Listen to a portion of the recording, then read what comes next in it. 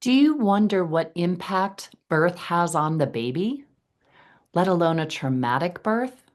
The early years of life can influence a person's entire life.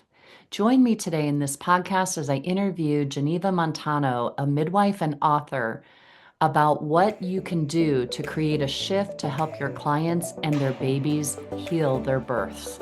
Hello, friends. This is Lynn Schulte, and you are listening to the Birth Healing Summit podcast. We are here for meaningful conversations that will transform the way you work with pregnant and postpartum clients. Whether it is a new perspective, tool, or technique, you'll be able to implement it into your practice today.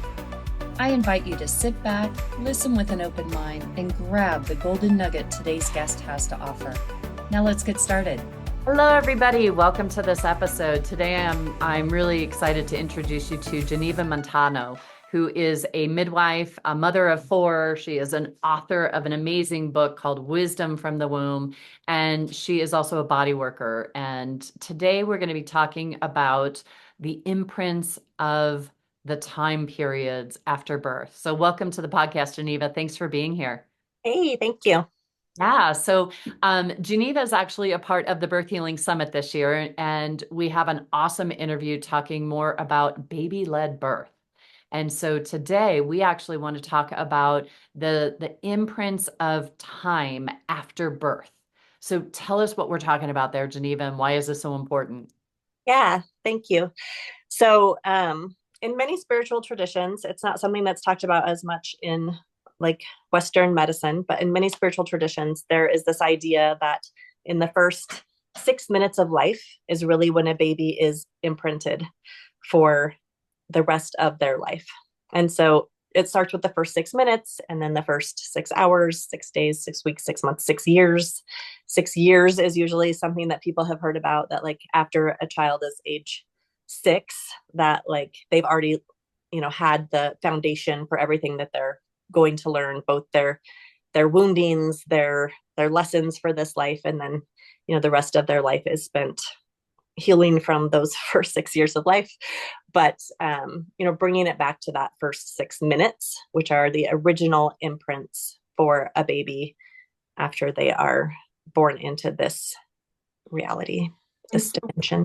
what does that actually do for them? So the first 6 minutes is like, because I know their time in the womb is important for their actual development to be able to survive in the world that they're created. So as mom and dad are arguing, fighting, or whether it's a peaceful environment, the baby's nervous system is nice and peaceful. But if mom and dad are fighting a lot and it's very chaotic, their nervous system is set up to be able to survive in that environment. So that's happened in the womb. But what actually happens those first 6 minutes then? Well, I want to go back to what you were saying about in the womb too, because I feel like this is a really important thing for people, that like we get stuck in this, like, oh no, my baby is experiencing this thing in the womb.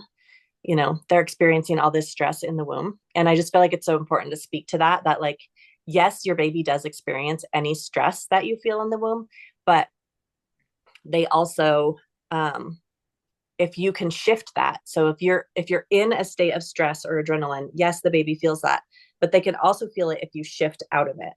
And so when you're feeling those high stress moments, you just got in a fight with your partner, if you can go find a space, take a breath, connect to your baby, hands on your womb or hands on your heart in your womb, and just, Yeah.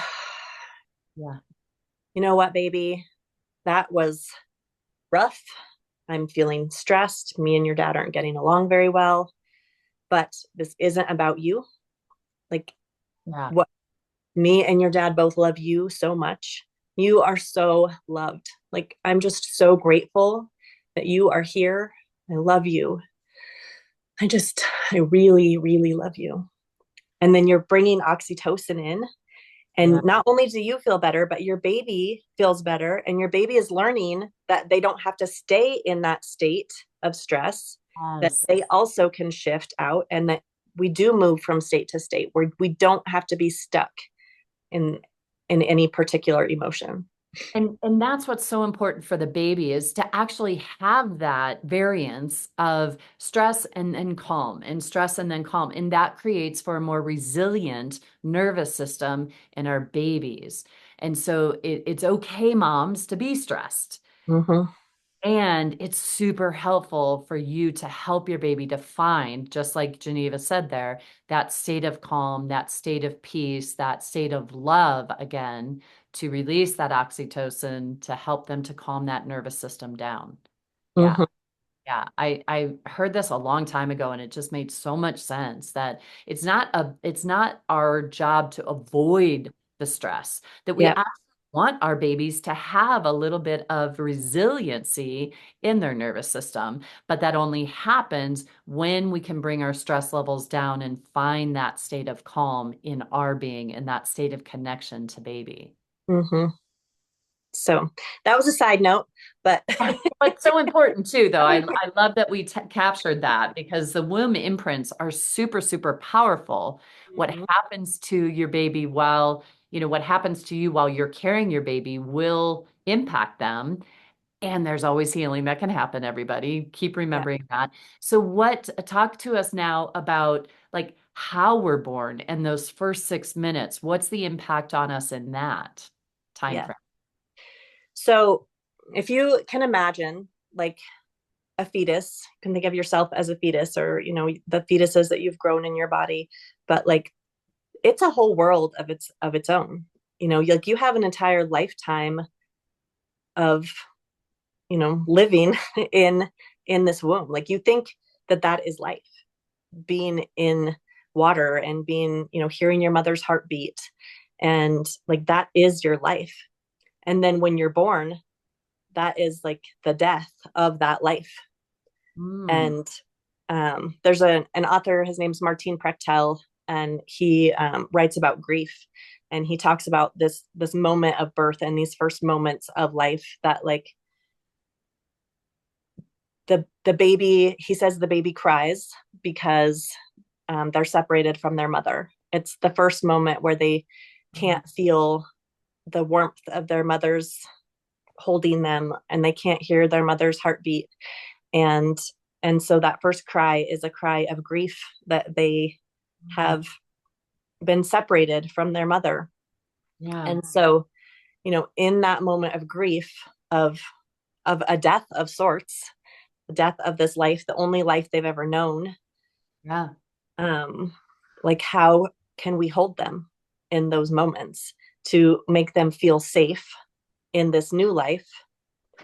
And that takes like that first imprinting of what this new life is going to be Mhm. happens in the first 6 minutes. Wow. And so to me, like if baby went from inside the womb directly up onto mom's chest, Mm-hmm. and they feel that heartbeat again, and Yes, they feel that connection to mom, and so they haven't left mom. exactly. That to me could be like a an easier transition. And that's really like the crux of it is, Ah. so as we're thinking about that first 6 minutes of life and wanting our babies to have an easier transition, and we can't keep our babies from really anything in this life, like they're going to have their own experiences, and from the moment they're born, it is a process of separation. They move further and further away from us from that moment of birth until they're, both of us have kids in their 20s who were like, come back and just say hi at least sometime. Right. Remember that I'm still here. Reply to my text. But But you're right. Once a baby's born, it's all about letting them go eventually, yeah, right? But that transition from inner world to outer world. yeah, of how can we create an imprint of safety for Yeah. them, an imprint of love for them as they do move further away from us and go out in the world. I really want to retrain labor nurses. I Mhm. really would love like they're so concerned about cleaning baby up for mom.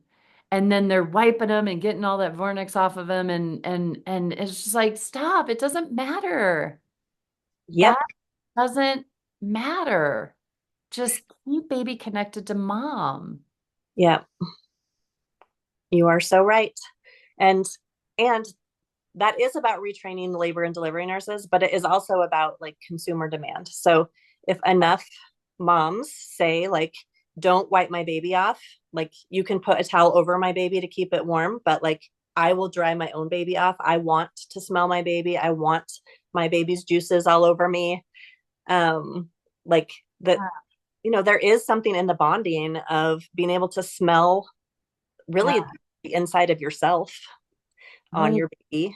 It's a connection back to yourself and to your baby. Uh, Wow. Okay, that wait, like I that's don't. important. That's really hitting me deep. The it's the vernix, right? I'm saying that correctly. Mhm, The white coating that's on babies and your blood and like all that is a part of the inside of you. mhm. Oh, I hadn't really thought of the depth of that connection. That's important, everybody. And so if we could just keep that on the baby, and actually the white stuff, the vernix is actually very healing to a baby, isn't it? And that keeping it on the body can be super beneficial for our babies and not Right. have it wiped off right away. Yeah. I mean, all of the good bacteria that's in the birth canal are on the baby when they come out. Like it's how their gut is colonized by licking it and having it then on your body. And then when they're on your body, they get more of it into their bodies. And yeah, super important.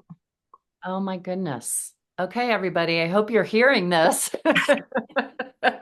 Like, and then demanding that when you give birth in a hospital, that you just allow baby come directly onto your skin and do not be wiped down. Yep. And that's how it's changed. I mean, I don't know I can't remember how long you've been doing this work, but if you think about the difference in like delayed cord clamping now Yeah, versus 20 years ago, it was something like you and I'd never probably even heard about.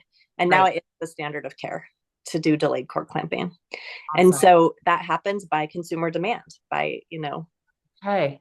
people going in and saying, I want delayed cord clamping enough times that it then becomes the norm. Okay. So we need to do the same for wiping everything off and cleaning up our babies right after babies come on out. Yeah, because number one, it's beneficial. And number two, like, I mean, I just think about like even like the bulb syringe. I don't see it used as much anymore, but like Karen Strange, she teaches a neonatal resuscitation class and she walks around with a big turkey baster and like sticks it in everybody's face of like, if you're scared and just if you arrived in another foreign country and like there's all these like bright lights and somebody's sticking a turkey baster in your nose and like the only person that you're not sure where they are, like you Yeah. came with somebody but now where's that person, and instead there's somebody like shaking you and rubbing you and you're like, am I okay? Like what is happening? Like this is not what I thought I was coming for. I thought that me and this person, like my person, were doing this together, and that I And was like y'all coming are to be a part of interfering. love and family. And Yeah. yeah. Oh my goodness. Okay. So no rubbing off of and no cleaning up a baby. Just put baby directly on you. So Hmm. anything else that we need to think about in those first 6 minutes of life? Well, definitely, the lights, like Yeah. they're coming from a place of darkness. And if there's bright lights, which in the hospital, usually still there is like a spotlight kind of situation on the vagina. And um it's not really necessary. Like I do home birth and we keep the lights really low and the babies still come out, like whether we can see them or not, like they come out. Doesn't really, like, the care provider, there's this sense of thinking that like, well, the care provider needs to see to prevent tears, but I mean, I don't know how much you work with tears, but like there doesn't seem to be a huge correlation between, you know counter pressure on the perineum, or like it's more about slowing down and listening to the body that keeps somebody from tearing as much. So really care providers like sitting on their hands um and just not really needing to be as involved in the whole process, that like the mom and the baby kind of got this and Yeah. that they're just there in case. And Yeah. so do we need a bright light? Do we need, like, what does the care provider really need? And so as we're thinking about this for 6 minutes, you really have to think about the birth. If you want a certain type of 6 minutes for your babies, like the first 6 minutes of their life, then like where can that happen? When you're envisioning what you want for, like, what you want your baby to be imprinted with, if it's like peace and quiet and calm and like slowing down and just being together, and like that's the imprinting that you want, where can that happen? How can that happen? Who needs to be there? Who doesn't need to be there? And so kind of planning from that end goal of what you want those first 6 minutes to be like. Yeah. Yeah. Oh, so helpful. Okay, so then we have this first 6 minutes of that, and then what's the next kind of time frame that we need to be aware of? So the next one is the first 6 hours, What, which so thinking about like what you want the first 6 hours of your baby's life to be like, and it would probably be like an extended version of the first 6 minutes. um, hopefully, yes. so that's when we think of like the golden hour. And um, I'll be honest, Lynn, I have like kind of a, I don't love the golden hour idea, honestly, because I think that it puts so much pressure on new families to like make sure the baby eats in the first hour. Oh, yeah. And um and so like in a hospital, I can see why they have that policy, because they are really good at following policies and procedures and routines. Yeah. And so I can see why it's there, but it also then like, Puts more if the pressure. birth doesn't go perfectly and the baby does need attention, like that doesn't mean that like everything's ruined. Like your baby can still eat later, you can still bond later. And I guess I want to say that with like the first 6 minutes too, and all of this, that Yeah, like if your first 6 minutes aren't what you envisioned, then recreate it. yeah, You can have those 6 minutes anytime. right. Yeah, um like your baby doesn't understand time in the same way that we understand time. right. And so if at any point you're like, you know what, that wasn't how I wanted that to go, just do a do-over. Right. And reimagine it, because imagination is just as powerful as reality. Yeah, our brains don't know the difference, right, of like what's real and imagined. Yeah. So you can do that for your baby, and your baby's still in a place like we can to ourselves be like, yeah, that's not really true. I'll know which one really happened. But like your baby does not. No. Your baby's still in this beautiful liminal space. Yeah. Yeah. Okay. So for 6 hours, I do like to, think about what the mom's experiencing too, because the mom and the baby are this unit together. So what is the baby experiencing in the first 6 hours? Hopefully, closeness to mom, being able to nurse, what makes the baby feel the most safe. But then like the mom just had this huge experience, right? So like, can we give her just like a minute to be like, whoo, to A like, lot. yeah, Yeah. Yeah. really have a moment to like exhale and be like, I just did that. Like, what really just happened? Right. And to like, so many women shake after birth. There's Yep. like the hormonal response. But what I have found with my clients is if I'm like, okay, see that you're shaking, instead of like trying to make the shaking stop, like that is a physiologic response to fear and stress, right? So like let's like do it. Shake your whole body, shake your arms, shake your legs, shake your head, shake your booty, like get it out. That's what our like mammalian. Response in our nervous Yes, system. thank you. Yeah. And So it's excess energy in the nervous system wanting to release. And that's, shaking is wonderful. And in the hospital system, they sometimes can tend to shut it down or want to shut it down. Mhm.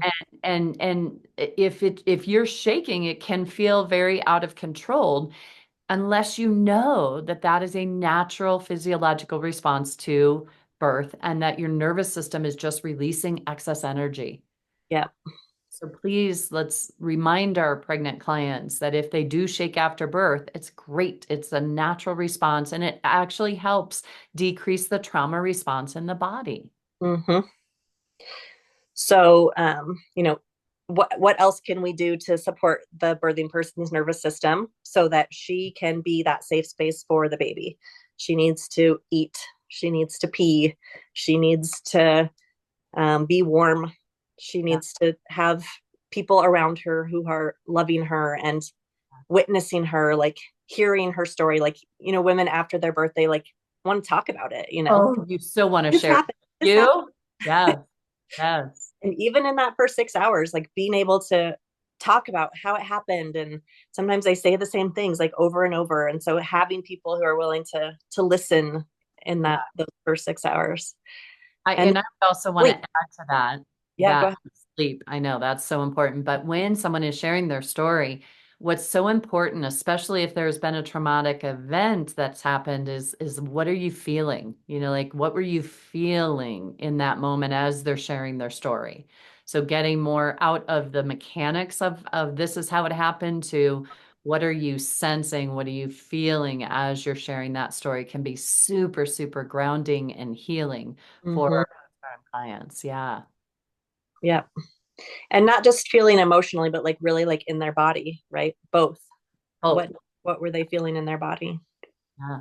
Yeah. Um, yeah, and then getting some time, just downtime to rest or sleep in that first 6 hours. And Yeah. the baby is going to co-regulate with the mom, Yeah. right? Yeah. So if we can meet mom's needs, what happens really like after the birth, the mom doesn't exist anymore, right? Everybody's so focused on the baby that, Yeah. and she just had this huge experience, and we're like, whatever, let's look at the baby, you know? Right. Yeah. So just being able to focus on the mom is super important for And the baby. yeah, and what you're saying is that when we focus on mom and get mom calmed and rested and fed, that baby's going to regulate off of that. Yeah, And so the more activated and unregulated mom is, the more the baby's going to respond to that. yeah. Yeah. Okay. Wow. And then the first 6 days, I ask all of my clients to spend a week in bed. Um, that they're so that their organs can kind of figure out what they're doing, and our bodies always want to heal, and so just giving them a chance to kind of do what they're going to do. In every traditional culture that we know of, there's something around a 40-day period of healing. And so those first 6 days, I think focusing on mom and baby being together, knowing that baby is being imprinted in those first 6 days. Like, who do you want to imprint on your baby? Mm, Whose energy do you want them to be around? yeah. um is it everybody at Costco? Yeah. Like, it's a lot of energy for a baby, and like I see people, I always use Costco as an example, but Yeah. you see people at brunch with their 3-day old babies, and like that's a lot for a baby's nervous system to have all of that energy. And Yeah. a baby does attract people, right? So everybody comes over and they're peering into the car seat, Yeah. um, and so protecting your baby's energy for those first 6 days of really, it's a huge giant world out there. Even just your bedroom is a pretty huge giant world for your Yeah. baby compared Yeah. to the uterus. Yeah. It's interesting now. I'm thinking about that with I think with my second one, I was out and about at 3 days and I'm like, oh, and he's such an introvert. I wonder if I made him more of an introvert from that experience. Oh, I do it so differently had I known. Yeah. But I think you did pretty good, Lynn. yeah, yeah. I know they turned out great. So guys, just give yourself some grace. Yeah, What you did and it's all perfect and helps yeah, them to be who they're meant to be in this world. So yeah. yeah. And Um, understanding these time frames and the imprints of these time frames, I think we can, choose differently when we know differently. yeah, That's what's so important. Yeah. yeah. If you don't know differently, I mean, I just had this vision of you like grabbing one of your 20-year-old sons and being like, we're going to redo our first 6 minutes. And guys, you don't have to do it with them physically in the room. You can do it with them energetically and still heal things. Yes. It was a funny vision in my mind, though. I bet. That. Yeah, cool. And so what's the next period then?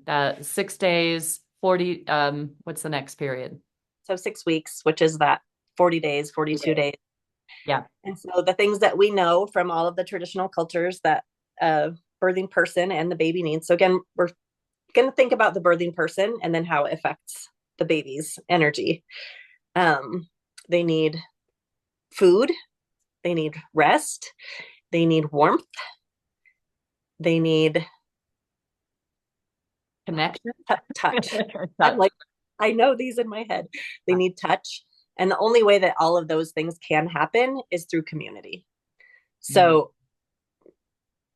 those are things that we need to think about again prenatally to so that we have, who's doing the meals.